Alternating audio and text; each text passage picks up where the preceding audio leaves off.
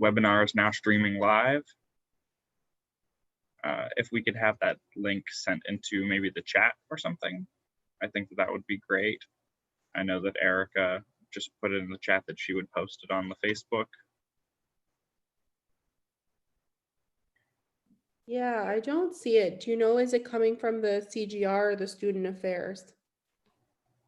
I believe I was told that it would be from the CGR.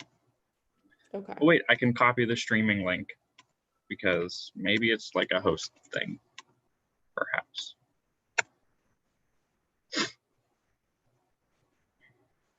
So there we go.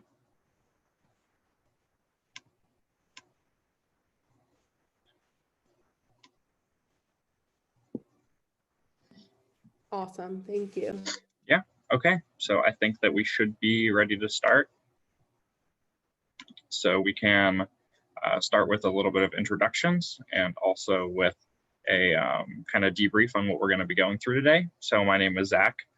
I use he, him, or they, them pronouns, and I am one of the two co-directors of our Student Office of Sustainability on campus. So I work on campus to improve the quantity and the quality of our sustainability programming in a lot of different fields. And I kind of helped with organizing a panel today that we have with a bunch of our incredible sustainability folks from on campus and even an alum.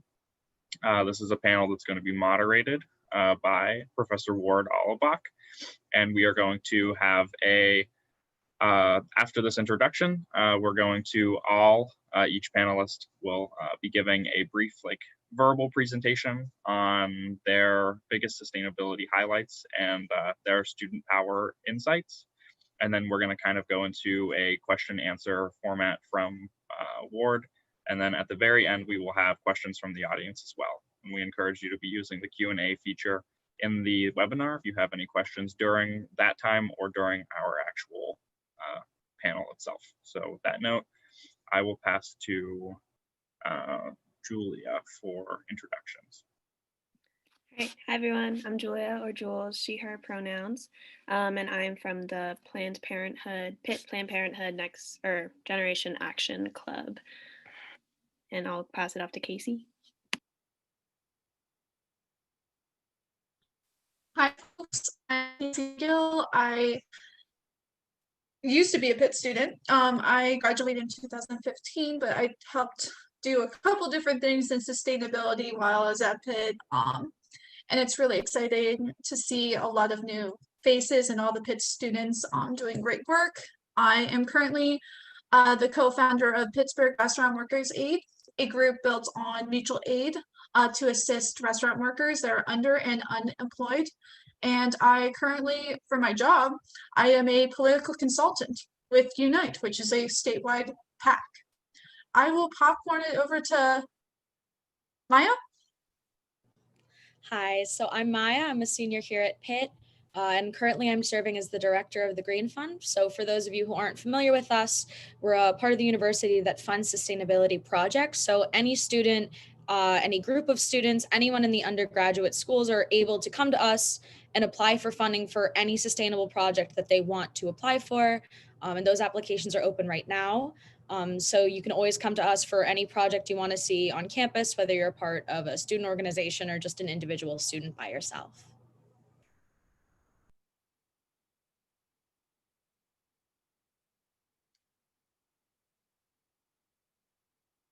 I think this goes to me now, right? Okay, cool. Yeah, so thanks very much for having me here today. My name is Ward Alabach. I'm adjunct professor in the environmental studies program. I've been working with students on all sorts of incredible sustainability projects since 2002. And before we get started, I have a few remarks, before we get into the stuff by the panelists also. Because this is about student power and sustainability. And, this is something that's really near and dear to my heart because I've been working with students for so long here. Power is a really loaded word. I mean, it usually seems to imply that somebody else has the power, people and power, and power plays and, rich and powerful and power hitters in baseball. I mean, it's always someone else who has it. and certainly not me. And of course, that's exactly what people in positions of power want you to think, because it helps them to keep their power. The more passive we are, the more things stay the same. But the funny thing about power is that the truth is exactly the opposite. You actually have all the power. No one makes decisions for you. And when people start making different decisions, when we start questioning people in power and the way we live, when we stand up for ourselves and for others, you might not see an immediate change in the world, but you'll almost immediately notice a change in yourself. That's you taking your power. And it feels good, especially when you do it from a place of love and compassion. So here on the Pitt campus, students have the power to make change. If you don't believe it, that's only because you haven't been hip deep in it, like all these panelists have been. Because when it comes to sustainability on this campus, 90% of the initiatives have come from students. 90% of the changes that have happened only happened because students stood up and took their power. I've had the incredible privilege of working with all of our panelists here today on all sorts of initiatives over the years. So thanks again to you for being here to learn about what they are doing, and hopefully you can be part of the changes on campus moving forward. When you start believing in how change works and how to be a part of it, you'll want more. And then you'll have the power to keep it up for the rest of your life too. Before I pass along to our panelists, I want to encourage all you guys today to liberally use that Q&A function down there at the bottom when you have questions about anything that's being said, or if you just want to hear more about something that we're talking about. I'll do my best to make your questions and ideas part of the dialogue. Thanks very much, and I guess I'll pass it to Zach.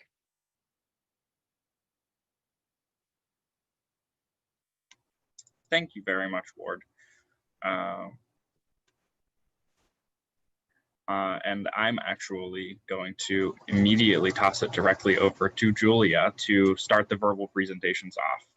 Thank you. All right, so hello again, my name is Julia. And like I said, I'm from the Pitt Planned Parenthood Club. Generation Action is our full name. And activism and sustainability is something that is very important to both me personally and the club. So from the club perspective, we have been trying to really focus on that term Generation Action because as we are all Generation Z in the club, I think that we have a lot of power in this country and in this world right now to make a change. It's really shown throughout the news and just throughout the past couple of years how powerful our voices can really be. So we are really trying to push that and like make sure that everyone in college right now and in our club knows how much power they do have. And some initiatives that we have done throughout the past couple of years. So last semester, we were able to get a bunch of sustainable menstrual cups and pads to deliver around for free for people on campus or students or whoever wanted them. So that was really awesome. And that's just a way that, you know, it's cost effective, it's sustainable, and it's just a great overall thing that we were able to do. And from more of a Planned Parenthood, just like nationally side and as a club, something that I really find important is sex education. So it's not something that is as good as it should be for a lot of people, but the sustainability within sex education, so you know, like a long lasting effect once you learn it as soon as you're younger, or you know, as soon as you do in school, it's going to have an effect throughout your life. And as soon as we can, you know, try and get sex education more normalized and, you know, remove period stigma and just all this good stuff, I think that it'll have a really long lasting effect on society and as anyone that uses Planned Parenthood as a whole. And thank you guys so much for being here. I'm excited to talk.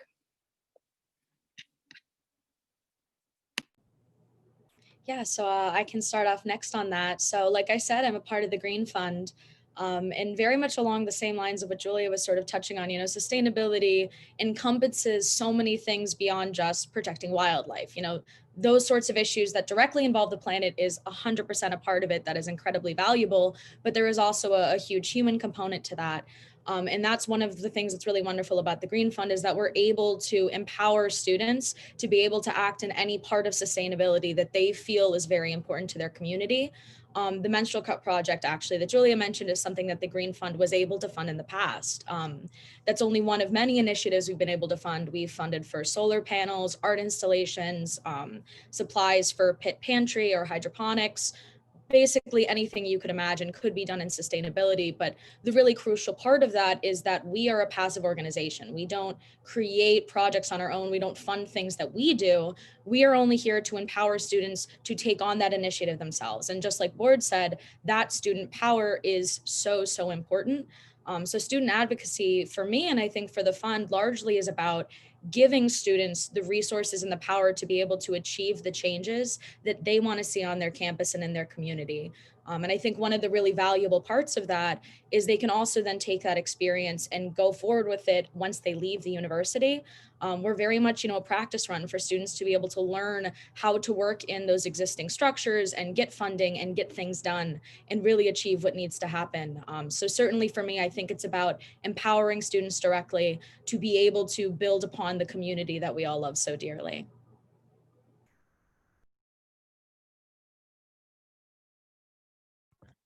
Perfect. Cool. Well, I guess I'll go next. I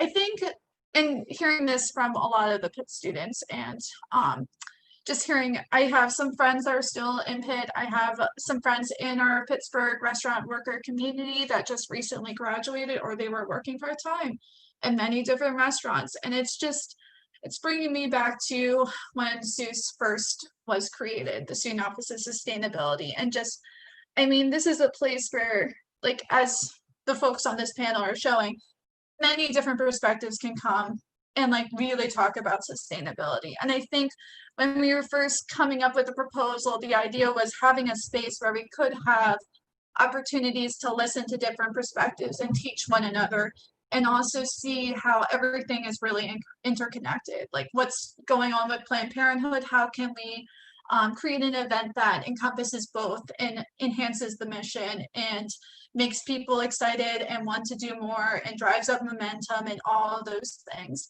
A little bit with what I'm doing right now with Pittsburgh Restaurant Workers Aid, and something that I just want to, if I can stress one thing for all organizers and all the Pitt students, which is going to sound weird, but definitely make friends that are not organizers, because they are organizers, they just don't know it yet. And they also have incredible perspective. When I went into Pitt, I remember meeting Trevet at Legume and just being so amazed at how restaurants work. And I remember begging him for a stage, which means that you go to work at a restaurant, you don't get paid, they sometimes feed you, just to see how things are going, and just being amazed at how much work and how much thoughtfulness went into the sustainability of the restaurant, how it operated. And that just kind of drove me into the restaurant industry.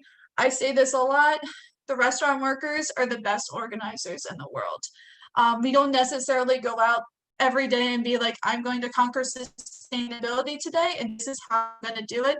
We do it subtly. We do it without necessarily putting as much thought as other organizations. When we had everyone pretty much lose their job on March 16th, it was a no-brainer to start this mutual aid group because we needed help.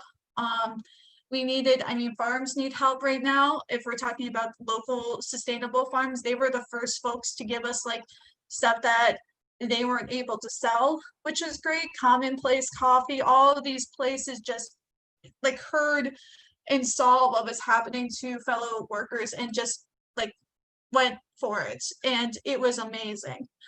We've been going on for, I guess, I don't know, 7 months, almost 6 months, And it's just been amazing to see how we continue to work with organizations that have been working in sustainable food. 412 Food Rescue gives us produce on a weekly basis. We're giving out 100 care packages to restaurant families all around the county by deliveries, and we're optimizing routes, so it's a little bit less on like car impact and such, but a lot of folks aren't able to go grocery shopping still.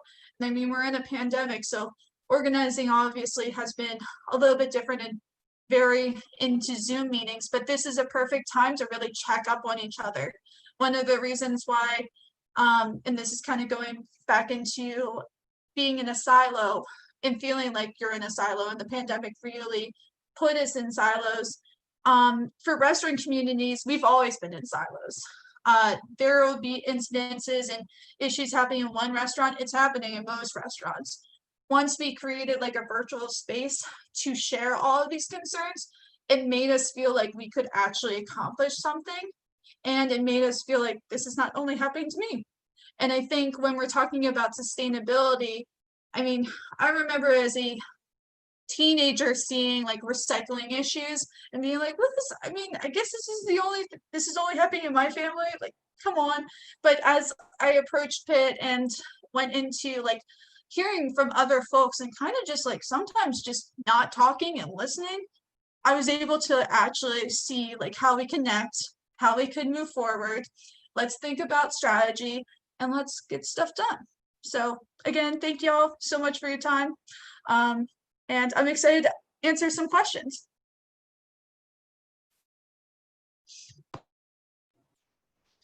All right, so I think that kind of what we've been hearing from our other panelists is whether you are a member of an organization on campus, whether you are a member of your community, whether you are perhaps like a person who has a position of leadership, or what one might say a leader, a person of power in an organization, you have the capacity to directly influence change through a number of different ways by either advocating, by activating, or by organizing.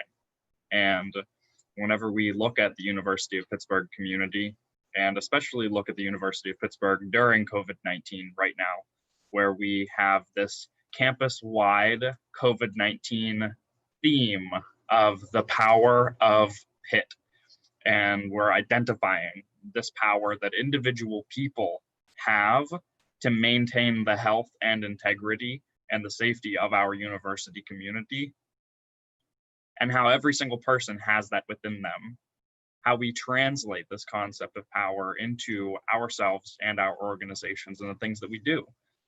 And we recognize the fact that no matter where we're starting from, or no matter where we think that we are going, sustainability has the capacity to intersect no matter where that is. And you have the ability to look at all of the different things that you're doing through the lens of sustainability, regardless of whether you're in Planned Parenthood, activating around sex education, menstrual rights, just basic human rights in a lot of different cases, whether you are in your local communities, like we've heard before. And in my personal cases, as one of the two directors of the office of the Student Office of Sustainability, we are presented with a lot of different things through our council, where we are looking at campus-wide sustainability initiatives, and we're trying to implement them. We work closely with our Green Fund. We work closely with the Pitt Pantry. We work closely with the Bike Cave in Thriftsburg and all of our other organizations. And we try to do everything that we can to facilitate the ability for students to use the power that they have to actually enact change on campus. If there's anything that I think we could do that could be the best, it would be to create as many change agents that we can possibly create on this campus in sustainability, and to get people thinking about it, and to get people to fundamentally understand how sustainability goes beyond just recycling, which has, come up, I think, 2 or 3 times already in just this conversation that we've had, because a lot of us know that it does go beyond that. It goes far beyond that, and it looks at the systems that we have in place. It looks at the people that we have in those systems. And as Ward mentioned earlier, it looks at who has the power in these systems. I've personally through a class that Ward actually teaches, I've worked on trying to eliminate plastic bottles on campus. And it's a monstrosity of a concept, looking at Pepsi, the corporation Pepsi, and the contract that our university has with that massive corporation.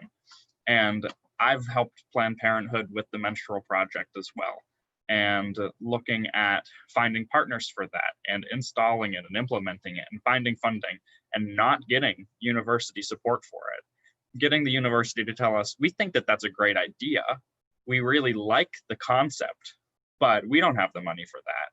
And it's like, well, we're the students and you are the university. So do you think that we have the money for this? And trying to question the power players and think of how you can introduce these concepts in a way that encourages the university to reflect your views and take the things that you're advocating for and like permanently incorporate them into the university culture, whether they originally want to or not. And I think that every single person, as many of us have mentioned, has the power to kind of activate around that and make those changes happen. Thank you very much to our panelists. They were all great introductions. You guys are awesome. I want to start off. So we're going to try and make this like a conversational kind of thing. And you guys all know how much I love stories. So I want to play off of what Zach was just saying and throw out there for you guys to no one in particular. The university takes a lot of heat from students for a lot of different sustainability issues, from things that Zach was talking about, to COVID, to divestment, recycling, and single-use plastics, all that stuff. Can any of you speak to how to confront these kinds of problems while also maintaining the positive relationships that you need with decision makers to ensure progress on these same issues that you want to change?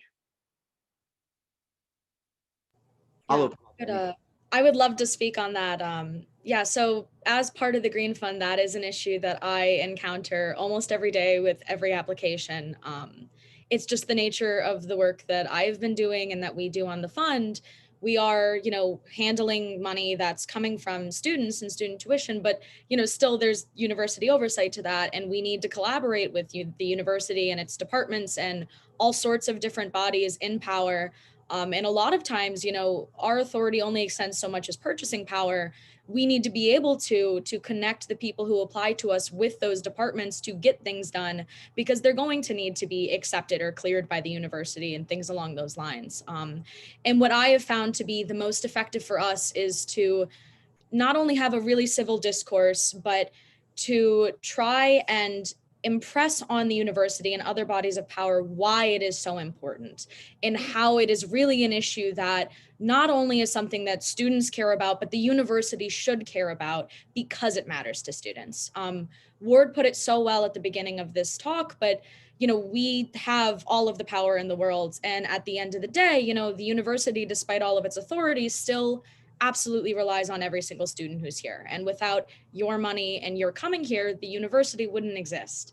And I think it's really important to demonstrate, like with the menstrual products, this is a need. And this is a need that students have.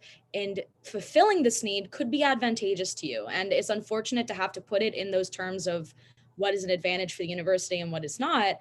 But sometimes you have to discuss with larger bodies in their language. And a lot of times that tends to be the case. So I would really encourage people to maintain that civil discourse, maintain those networks, and try and make sure that you have strong relationships with these larger bodies, just because it's a necessary thing to have. And whether we like it or not, that's just something that we have to do if we want to be effective in the activism that we're doing. And absolutely always be critical of those institutions, always be critical of the communities you're a part of. As a participant, that's one of the jobs that you need to be in charge of, is making sure you're questioning and understanding reasoning coming from the bodies of power that you're working in, but doing it in a way where you're not forcing it, you're convincing. You want them to come to your side and really understand why it's an important issue, and that is just best achieved through communication. Thank you, Maya. Would anyone else like to jump in on that? I do have a couple of thoughts. So it's going to build a lot on what Maya said. But I had, through Maya's little talk there and through a little bit of pondering on my own, I think that I kind of nailed down like 3 different C's that you could possibly think of in this context. And I would say that they are creativity, collaboration, and courtesy. And so basically what I'm saying here is that if you can collaborate with other organizations, you can create allies. Allies are going to be fundamental to achieving your goals, to proving your point, and to bolstering any argument that you're trying to make. Because the more people that you have that believe what you say and can agree with you, the more likely you are going to be able to get more people to think that, especially when you're looking at administrators. So collaboration is key in that essence, and ensuring that that is meaningful collaboration and true support, and like you're really building something together with other organizations rather than just like slapping their name on it. Creativity, because these people see just constant nonsense all day long. They have to like read emails, they have to do PR, they have to deal with the boring university things. And if you're not going to like strike their attention and you're just going to take them into another like boring meeting or Zoom call where they just have to like look at the screen and watch you talk for half an hour and then they have to think about it, you're like, what are you going to achieve there? If you're not hitting them with something that's creative, that actually is notable or memorable or interesting to them, then you're not going to leave the impression that you need to get them to continue thinking about you and what you want done outside of that hour-long meeting that you have. And then the courtesy layer is to ensure that whenever you're having this correspondence and you are producing this relationship, that you can do it in a way that fosters like kindness and a level of Maya said civility, because you don't want to come off as rude even if they're not willing to do what you want them to. You need to like maintain that level of civility to just fundamentally have their respect even if they disagree with you, because if you can get that much, you've already accomplished something that puts you closer to your goal. I want to play off of that. Casey and Jules, you guys can feel free to respond to that also, but I also want to throw another extra layer on top of that. Both Zach and Maya referred to, civil discourse and the importance for courtesy. But I mean, we're in an era of misinformation here, and we're butting heads against people all the time over what seems like they should be very basic human rights and environmental rights and things like that.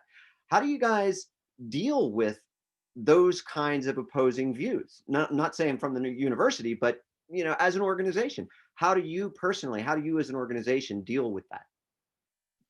Yeah, I mean, I think that it's really important to continue having conversations. And I think the misinformation and like sometimes hard conversations to have is very applicable to Planned Parenthood. A lot of people in our club volunteer at the clinic downtown, and there are always protesters there outside of the clinic. And so it's very like we're all very adamant about just like ignoring and not talking about it. But then I guess it's kind of hard to get to a point of when do you talk to them and like when do you talk to people about this, because I guess it's tricky with Planned Parenthood because a lot of times it's a religious aspect and something that's like fundamental to their beliefs, so it's hard to talk about. But I think that whenever I do have conversations with people about Planned Parenthood, I mean, misinformation is one thing. Like everyone just thinks Planned Parenthood is about abortion, but it's not. They do a lot of other just like regular healthcare, sometimes not even involving sex. Like just it's a really good place for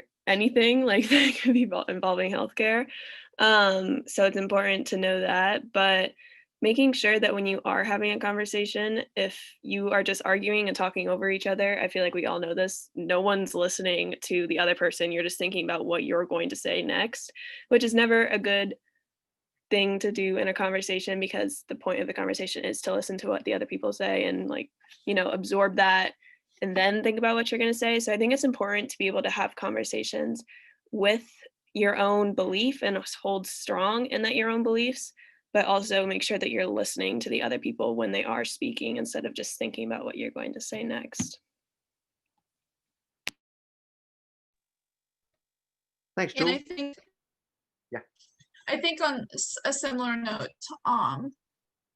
we have, so at Pittsburgh Restaurant Workers Aid, we do like restaurant workers, if folks here have been involved in the restaurant industry, many different perspectives. We have every single perspective, every single, like, folks from all over the world in the industry, which is fantastic. And that's why it's one of the best jobs in the world, because you get to work with that atmosphere and all of those different perspectives.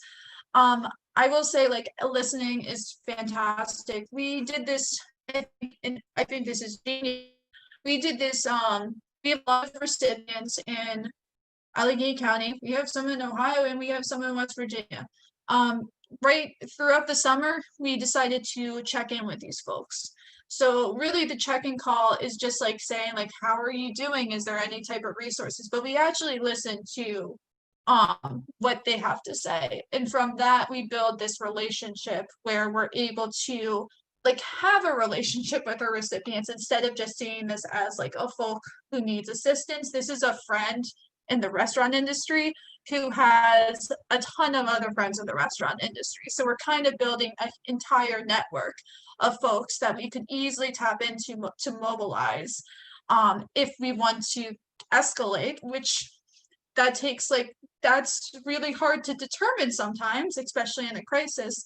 The point where we escalate and ask for more, because I mean, minimum wage hasn't been raised in a really long time, and we cannot, there's tip workers, we can get all into this. There's a lot of issues in the restaurant industry that trickle down into a lot of different industries and sustainable, in sustainability and like office management jobs, etc.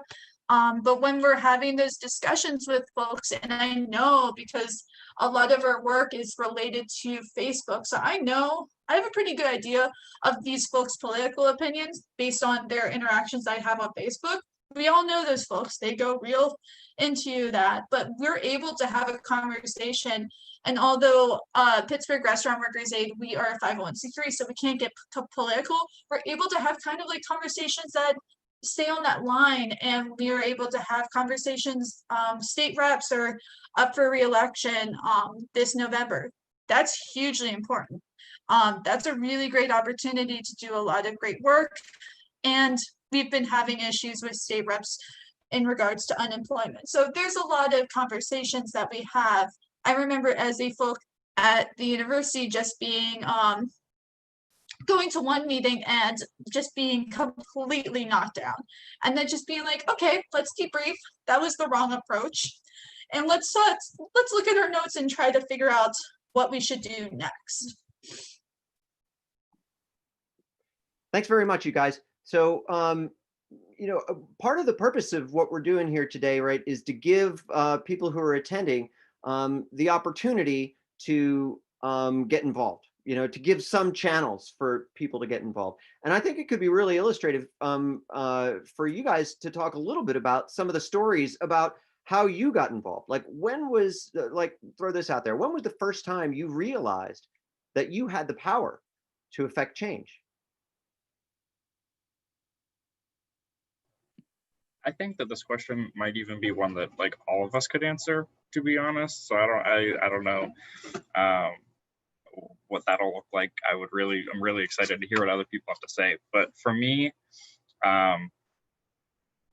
it was probably really at the university and with the Jumpstart Pittsburgh program. So Jumpstart is another thing in the Office of Pitt Serves that is not the Student Office of Sustainability.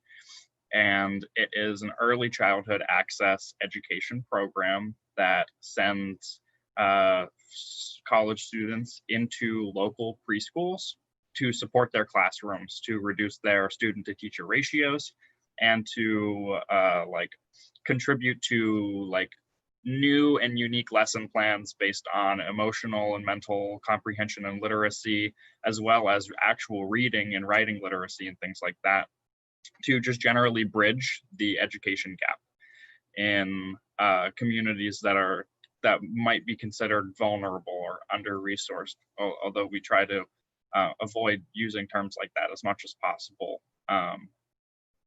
And what really stuck out with Jumpstart was that it was a very direct form of service. And through looking at like the civic pathways and looking at the different ways you can serve, whether it's direct service, whether it's philanthropy, whether it is what this session is on, which is kind of organizing, advocating, and activism, direct service is probably the easiest one for you to get an immediate return and to fundamentally understand why you are experiencing change. Because with Jumpstart Pittsburgh, you would literally see a child developmentally change in terms of their like reading comprehension, in terms of their comfort level with speaking and pronouncing words, in terms of their ability to write their own name and to form complex thoughts and then convey those thoughts to you once they've had them. And it is so, that was definitely like that moment where I was like, this is literally changing like a child's entire trajectory in terms of how they've been able to develop. And not only that, we're also seeing the teachers have the moment to take the time for themselves to just like sit down. And that's so important for them because we've talked about like the pay. Teachers are severely underpaid for the amount of labor that they have to put in addition to the fact that a lot of teachers have to purchase things for their classrooms from their own budget, and they can't like deduct that from their taxes up to like a certain value. And so you see the change on both sides, children, families, teachers, everything. And it's just great. Yeah, I can go next. It's a very interesting question thinking about like the first time I really felt power. So I'm from Virginia, but it's like the very top of Virginia. So I'm very close to DC. And I just feel my mom was always very active. So when I think of activism, the first thing I think of is protesting. That's just like, that's how my brain works. And that's probably because my mom, because she was always going to everything and stuff. And I would go to stuff with her. Like there was one, she was pregnant one time with me and was marching along, doing all that stuff. So it was always very relevant to my life. And I was there, but I don't think I actually realized how much power I have like for myself until I went to March for Our Lives, which was a very great event. And it was even cooler because it was just all the kids, they were all, you know, either my age, a little bit older or younger, and everyone there was there for the same thing. And there were a lot of people, like younger people there just marching as a whole. And there were so many people there. And it was just a very great experience where I actually realized like, okay, this is the power that we have. Like these people were able to use their power to create this. And yeah, that's probably the most. And then that just kind of transferred over when I realized like, okay, so this is something that I can do, and how can I take that and make it a little bit smaller and put it into the community and then all that kind of stuff. So yeah, that's my story. Thanks, Jules. Yeah, Hey. very much like oh, sorry. Sorry, my bad. Yeah, very much like Jules, I think it was always something that was part of my family to be active, politically active in my community. But I definitely didn't ever feel a sense of power for most of that growing up. I was very active in high school and volunteering, but I'm a summer baby. I was always youngest in my class. I grew up being much shorter. And the perspective was always that I kind of took a secondhand. I was never in a leadership role. I very rarely would express my own opinions on things. I was very shy in that respect. And I felt largely powerless throughout most of high school. And while it was super fulfilling to be able to be active in my community and volunteer, and I would never give up any part of that experience, it certainly wasn't one that was empowering for me. And then I took Ward's class actually when I was still an underclassman, and was able to start my own sustainability project, and then was introduced later to the fund and got the ability to apply to Green Fund and eventually get to the position I'm in today. But there was definitely a moment of turnaround for me as a sophomore at Pitt when I realized that I could actually serve on a board and have this position of relative authority, but be able to take that power into my own hands to make decisions for myself and to create ideas and initiatives instead of just participating in them as a follower.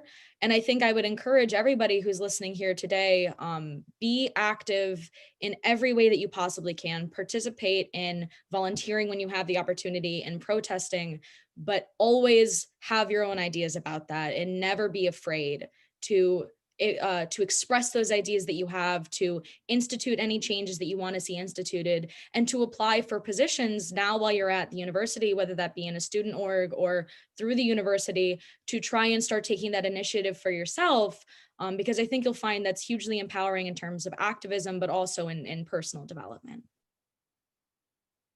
Hey, Casey, how about you jump in on this and talk about experiences in taking power after you graduate? I know you've told us a lot about the restaurant stuff, but how does your experience as an undergraduate springboard you into taking power out in the world afterwards? Yeah, that's a great question. Yeah, so I kind of going back to the previous question a little bit. When I was at Pitt, I, in some cases, felt pretty powerless for a really long time.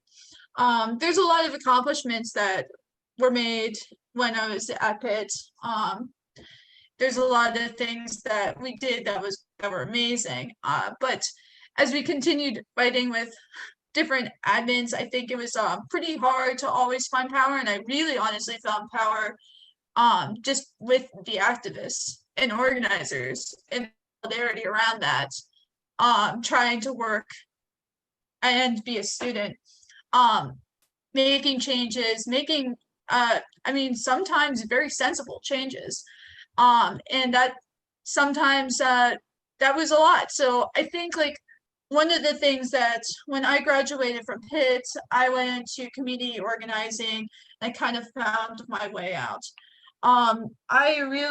Something that I noticed the biggest, and going back to what kind of Julia and Maya said, I'm actually from a very conservative family, so I was not politically active, or I was not active in my community.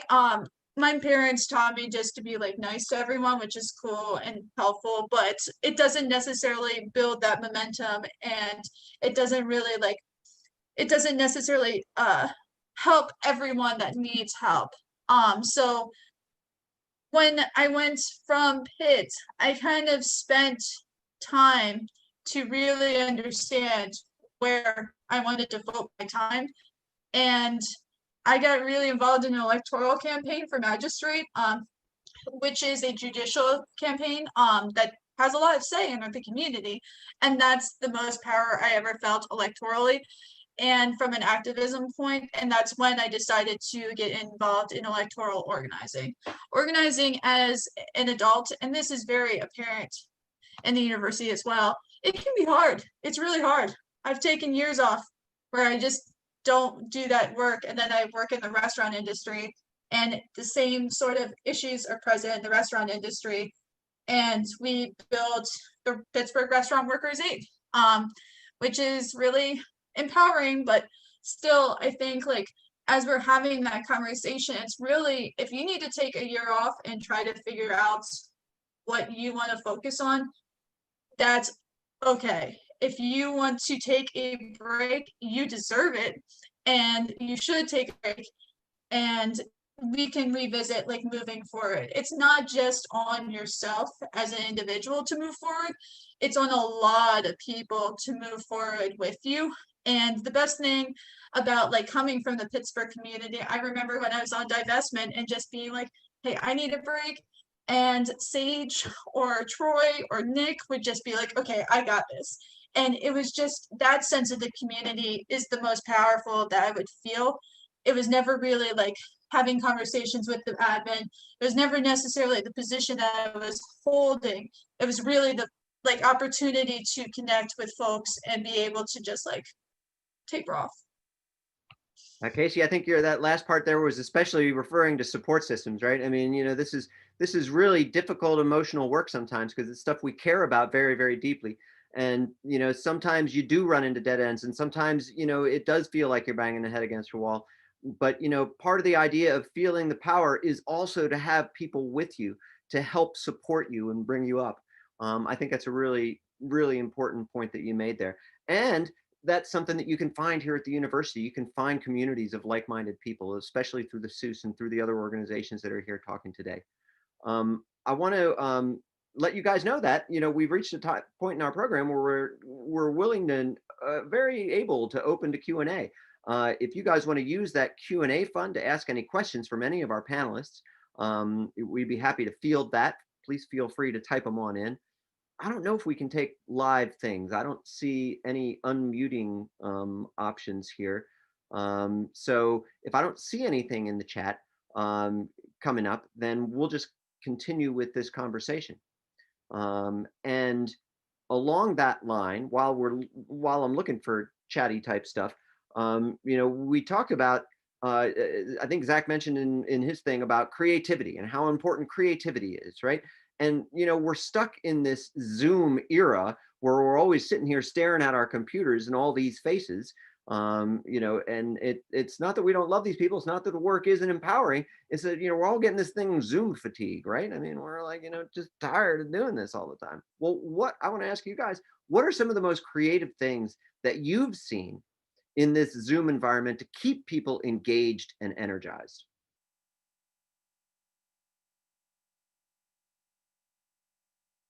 And don't forget to use the Q&A. I don't know, this might have just been really energizing for me, but I think it was really important. There's, and kind of switching hats a little bit to political consultant. There was a county councilwoman. She's everyone's county councilwoman if you live in Allegheny County. Bethany Hallam, and she hosted a people's council on paid sick leave, which was genius. It was very engaging. Folks were able to express their concerns about paid sick leave, paid safe leave, which are both things that are current. Well, paid sick leave being something that's in county council committees right now. But anyway, it was really, really fantastic to see all of the restaurant workers going on and sharing their testimonials. Also having county councilwoman just like listen to our thoughts, really great. Because it also gave us the opportunity to have an understanding of where everything was at, what type of pressure we could place, and how to move forward. On a rather fun note, there's been a couple fundraisers on Zoom that have been neat. I went to a fundraiser with a puppet show that raised money for PRWA, which was really cool and really unique. I can't do that. Thanks, Casey. Has anybody else had any positive experience, like positive creative experiences in the Zoom environment? I mean, I think in some of the organizations that I work in, Green Fund, and then also some university jobs that I have that is now all through Zoom, like basic team building exercises. And it sounds very silly when you just kind of put it like that. But like Casey was saying, like the more engaged that you can get with that and the more creative it can be, the more personal it feels and just a little bit less like you're only talking to people through a screen. So like I know that I start all of my meetings with just checking in with everybody and how are you doing, and just taking the pressure off from whatever that professional responsibility is for a second, just to, remember that we're just human beings. And even if there's a screen between us, it is so nice just to connect with my colleagues and my team members and whoever it is that you're working with. We also like to do presentation nights. Sometimes that can be really fun. It's something I've done with my friends since the pandemic started, where everyone just makes a fun presentation that they can screen share and talk about anything that they want to talk about. And I think that really basic step of starting with connecting with people and their basic interests and how they're doing can really help to build up those strong networks and know that you have another person to lean on and another resource that you can work with and together when you're actually engaging in activism later on. Thanks very much, Maya. I want to loop back around to sustainability a little bit and, personal sustainability, because this is also about taking power. What advice do you guys have for people who like the idea of living sustainably, but really don't understand the differences in all the choices that we have to make every day. With so many choices, how do you prioritize, without getting bogged down in all the details and all the science and the politics?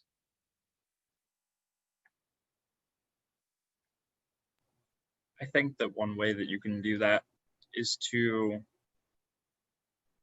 take a short period of time, whatever you have, to think about what changes make the most sense for your own life, because a lot of folks will try to advertise sustainability as like a cookie cutter concept, like everybody could go vegan, everybody could get rid of their car and like bike everywhere, everybody could buy carbon offsets, everybody could start organizing, everybody can go to protests, everybody can do all of these different things. But not everybody can do all of those things. Maybe if you are somebody who has an immuno deficiency, you don't want to go to protests, you don't want to go out, you don't want to do a lot of things that could expose you. Maybe you are in a situation where you don't have the capacity to just go vegan. Maybe there are health reasons, maybe there are financial reasons, maybe there are personal reasons. But perhaps you do have the ability to start networking with your community garden, because you just so happen to have one that is close enough that you could walk to it on the weekends if you have the time and you're not working, and you can contribute to a program that gets community members to connect with each other and also provides a valuable resource outside of just that basic form of connection and the kind of like relaxation and meditation that some people receive from doing things like gardening, but it produces a tangible result at the end that has a sustainability impact in the way that it can provide food, for the way that it can provide those kinds of things.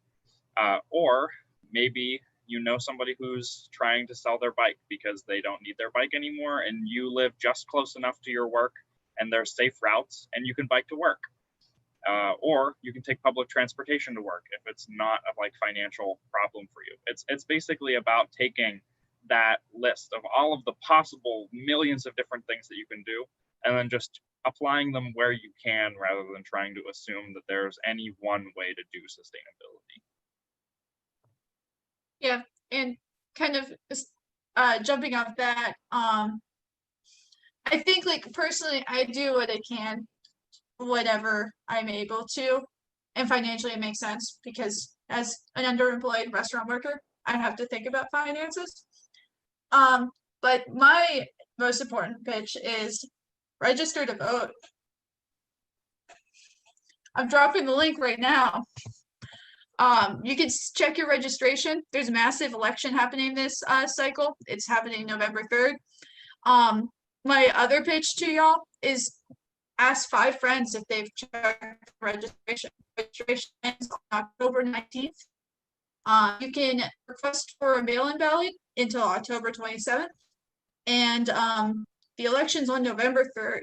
Besides that, with the election coming up, there's plenty of opportunities to get involved electorally. Canvassing, there's text banking, which is so fun. I love text banking. And also phone banking. So all the last 2 being very, very safe. From your home. So there's definitely ways to get involved.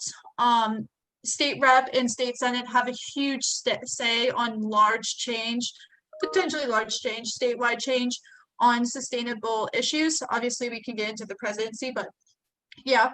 And then next year in the city of Pittsburgh, we have city council race, county council, magistrate, common pleas, school board, all of these really amazing races that are going to be happening. One of the things that I wish I did more as a Pitt student is leave Oakland. You can't physically leave Oakland, but you can virtually leave Oakland and help other races. Check on voter registration, get involved in a lot of different ways.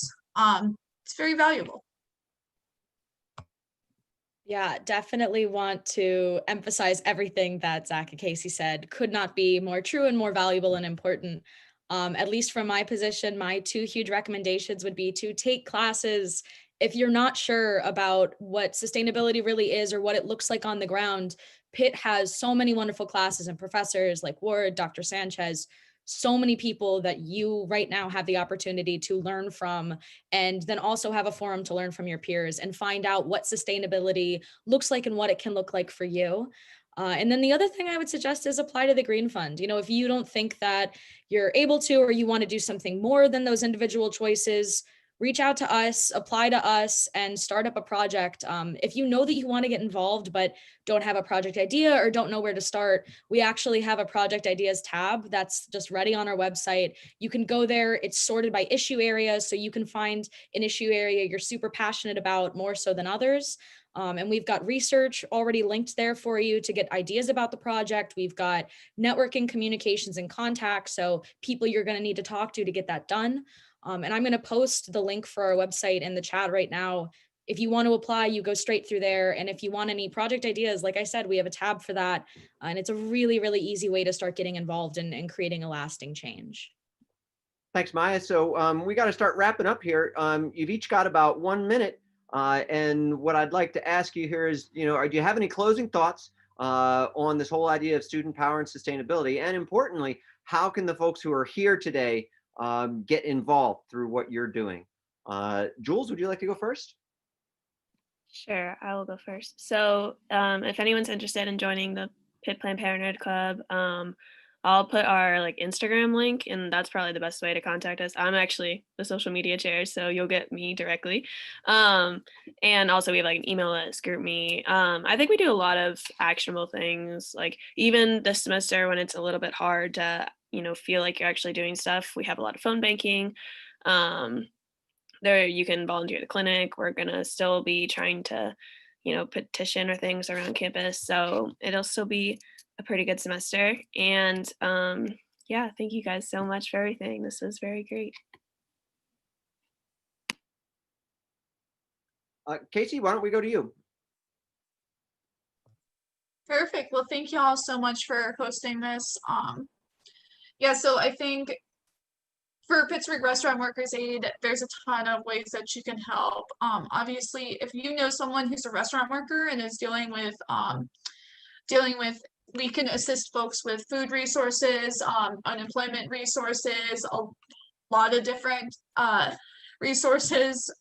If anyone's struggling with that, I will put the link to our care package delivery, and folks can request a produce box, diapers, pet food, there's a list on our website. If folks are able to help us with deliveries with contactless, incredibly social distant deliveries, that's awesome. We do 100 deliveries each week, which takes a team of 30 to 40 volunteers each week.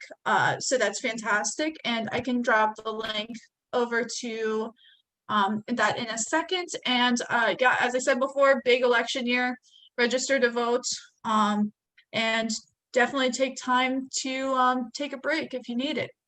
Read a good book. Thanks, Casey. Maya? Yeah, like I said, definitely do apply to us, start taking that initiative. And that in general would just be my biggest piece of advice for a step forward. If you are able to right now in this moment, get involved, don't hesitate. There are so many amazing resources available to you right now through student organizations, through your colleagues and peers, and through your classes. Take absolute advantage of those now while you're in university. It is so important to develop those skills for the future, and so you can be active right now as a student. And I'm also just going to be posting in the chat the Green Fund social media that you can follow for updates on what we're doing. And then also my email if you have any questions. And thank you all so much for coming to this. Thanks, Maya. So I want to thank everybody for coming also. And now I'm going to switch over to Zach for the final word. Thank you, Ward. So I think that my last statement is pretty much just going to focus on recognizing that we all have power in our personal lives, in the spaces that we fill, in the communities that we are in, whether we're talking about academic communities, whether we're talking about organizations, service, all of those different places. We all have that, and we all have the capacity to grow and to our own power and the power of those around us as well. whenever we consider sustainability and whenever we facilitate sustainability projects, there is a lot of work to be done on ensuring that other people are empowered, because a lot of sustainability work focuses on justice and ensuring that people who are not in the room can be brought into that room and given a permanent place to stay, so that their voices are always heard and that their power is not taken away from them, and that they will be able to maintain that and keep that establishment within themselves and within the spaces that we all hold. And my recommendation is to activate yourselves on campus, outside of campus, whether that's through the Office of Pit Serves, whether you're looking at student leadership, whether you're looking at education, sustainability, advocacy. You're going to be able to do something like that on campus and off campus. So figure out what your resources are, give yourself like a self-assessment, a community assessment, and start figuring out where you need to look to find those places for you to incorporate yourself and start building up. I'll drop my own email into the chat and the SUSE's email. So if you have questions and you would like some assistance on your journey, we can definitely help you out. Otherwise, this will be the end.